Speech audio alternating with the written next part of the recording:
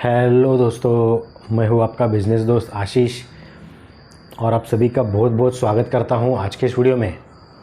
तो आज हम बात करने वाले हैं एक काफ़ी इंटरेस्टिंग बिज़नेस मॉडल के बारे में जो आप साल के 12 महीने कर सकते हैं। अभी कुछ दिन पहले मैं होलसेल मंडी में गया था, सब्ज़ी मंडी में।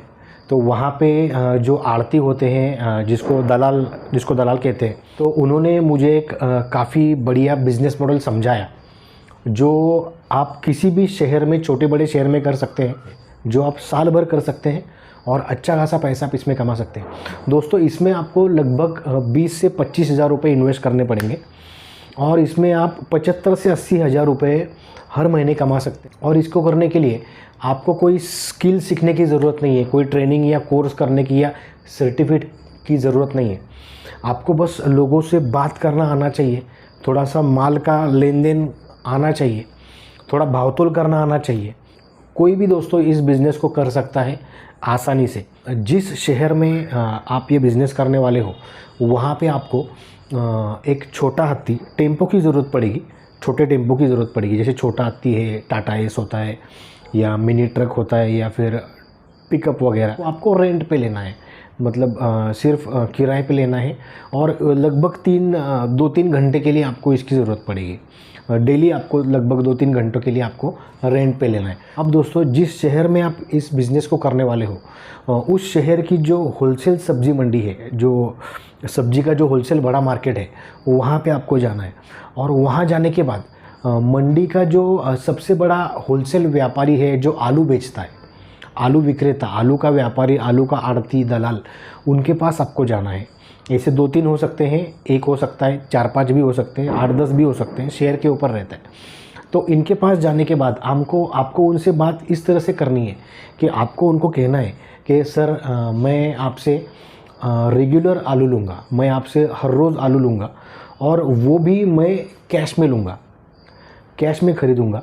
बस मेरी आपसे ये रिक्वेस्ट है कि आपको मुझे आलू जिस रेट में आप लोगों को बेचते हो उससे लगभग 2 से 3 रुपये कम रेट में चाहिए। ठीक है, आप इस बात को समझिए। आपको आलू कैश में ख़रीदना है पर मार्केट से 2 से 3 रुपये सस्ता ख़रीदना है। और आपको उनको ये कहना है कि सर, मैं लगभग 500 से 1000 किलो आलू आपसे ख़रीदूँगा। तो ये कहने के बाद ये व्यापारी या आड़ती होते हैं, ये बिल्कुल इसके लिए तैयार होंगे, क्योंकि इनकी सबसे बड़ी प्रॉब्लम ये होती है कि इनके पास बहुत आलू होता है। जैसे गाड़ी आलू होता है, किसी के पास 10-15 टन होता है, 5 टन होता है, और इनको ये एक दिन में बेचना पड़ता है। तो इनकी समस्या क्या होती है कि इनको ये आलू जो है ये उनको उधार पे बेचना पड़ता है और बहुत बार ये पैसा कम आता है, काट के लोग दुकानदार देते हैं या कभी कभी डूबता भी है, दुकानदार भाग जाते हैं, रेडी वाले वगैरह चले जाते हैं। तो इनकी ये समस्या होती है। अगर आलू 23 रुपये किलो वो बेच रहा है तो ये आपको लगभग 20 रुपये में देंगे। तो इस तरह से आपकी इन्वेस्टमेंट 20 रुपये किलो की हो जाएगी।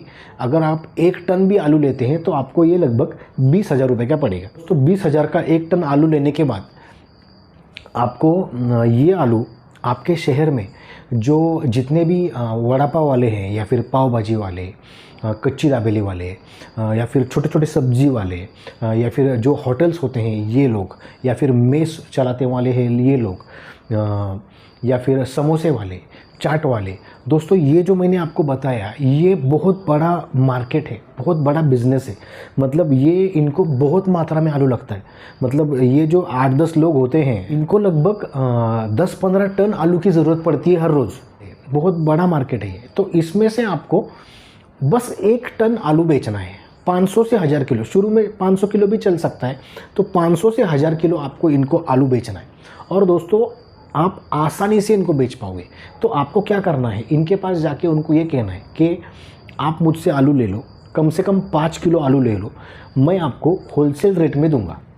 अब दोस्तों, आप में से कुछ लोग ये सोचते होंगे कि ये सब लोग आलू आपसे क्यों खरीदेंगे, जो होटल वाले हैं या फिर सब्जी वाले हैं, पाव भाजी वाले हैं, ये आपसे माल क्यों खरीदेंगे। देखिए, तुरंत तो ऑर्डर कोई देगा नहीं। जैसे आज आप गए, आज आपको ऑर्डर मिल गया, ऐसा होता नहीं है, क्योंकि उनका किसी के साथ सेटिंग होता है, कोई ना कोई उनको देता होता है। पर यहाँ पे अगर आप कैश में काम करेंगे, अच्छे क्वालिटी का आलू खरीदेंगे, तो और रेगुलर उनके पास आप 4 से 5 बार जाओगे, रेगुलर उनके पास जाओगे, तो ये भी देखेंगे कि आपके आलू की क्वालिटी क्या है, आपका रेट क्या है, आप किस तरह से डिलीवर करते हो, सुबह सुबह टाइम पे माल देते हो, रेगुलर आप काम करते हो नहीं करते हो, ये आपको धीरे धीरे ऑब्जर्व करना नहीं है। जैसे आपके घर में भी अगर कोई आपके पास काम मांगने आता है या आपके दुकान में या कहीं पे भी, तो तुरंत हम किसी पे भरोसा रखते नहीं हैं। हम देखते हैं कि वो कितना रेगुलर है, कितना सिंसियर है, कितना सीरियसली काम करता है, उसके बाद में ही काम हम देते हैं। तो इसी तरह से आपको तुरंत ऑर्डर नहीं मिलेंगे, पर आपको ऑर्डर ज़रूर मिलेंगे, क्योंकि आलू की ज़रूरत हर किसी को होती है और बड़ी मात्रा में ये लगता है। और यहाँ पे आप मार्केट रेट में उनको आलू दे रहे हो, किसी को 5 किलो, किसी को 10 किलो, किसी को 15 किलो उनको आलू देना है। और जो आलू आपने 20 रुपये को ख़रीदा है, उनको वो आलू आपको जो 5-10 किलो लेता है उसको लगभग 25 रुपये में बेचना है। जो 20-25 किलो 30 किलो लेता है उसको 24 रुपये में बेचना है। तो जो होलसेलर 23 रुपये में बेच रहा है उसको आप 24 रुपये में जगह पे पहुंचा रहे हो। और आपको ये आलू सुबह सुबह पहुंचाना है, जैसे सुबह 9 बजे 10 बजे आपको आलू पहुंचाना है उनके दुकान पे।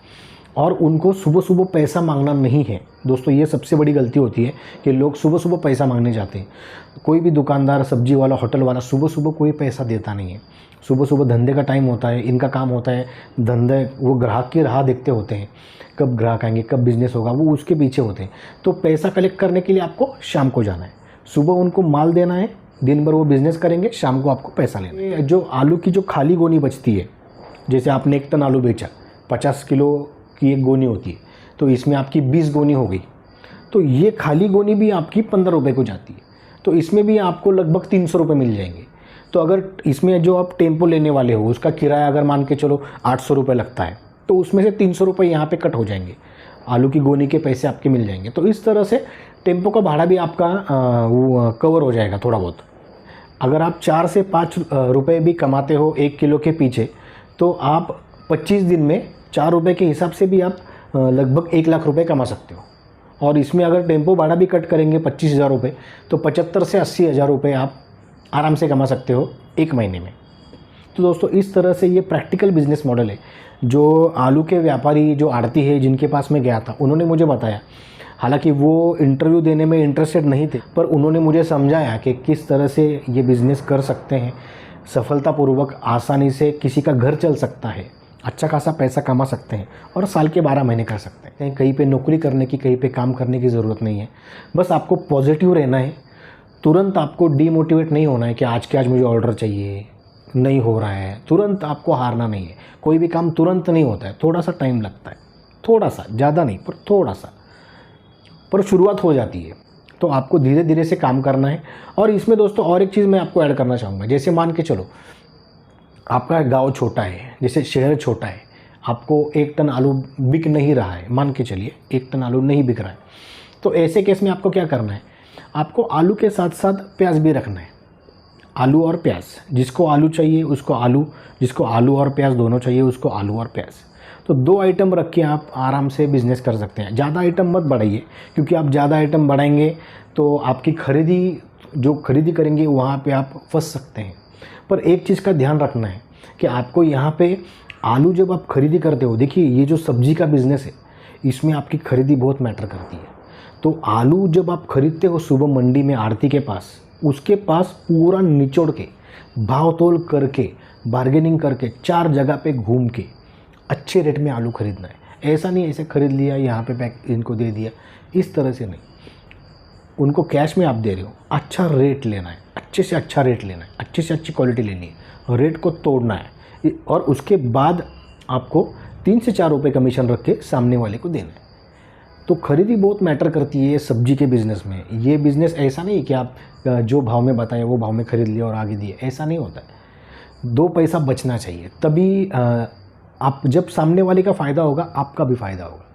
फ़ायदा हर किसी का होता है तभी बिज़नेस होता है, बनता है। अगर सामने वाले का नुकसान हो रहा है तो वो आपका फ़ायदा कभी नहीं करेगा, वो आपसे माल ही नहीं लेगा। तो इस तरह से सामने वाले के बारे में सोच के, उसका 2 पैसा कैसे बचेगा ये सोच के आपको काम करना है। तो दोस्तों आशा करता हूँ आज के इस वीडियो से आपको थोड़ी बहुत नॉलेज मिली होगी।